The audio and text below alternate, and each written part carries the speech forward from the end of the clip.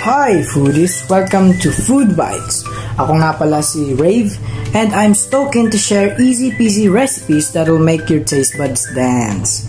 Lumpiang Shanghai, let's get crispy. Join me as we cook up this Filipino fave and make your snack game strong.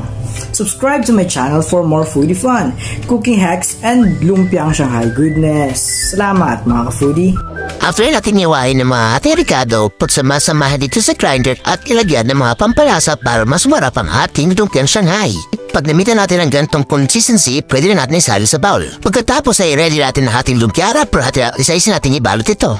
Maglagay ng mantika sa kumukulong kawali at isa-isa natin ilagay ang ating mga lumpiang isda. Hintayin lamang natin na maging golden brown ang ating lumpiang isda at ating kunin sa kawali. Make sure na golden brown na ating lumpiang isda para hindi lasang sunog. Ready na ang ating lumpiang isda at mas masarap to pag may kasamang suka. Yun lamang, asahan na gusto niyo ating episode today. Salamat!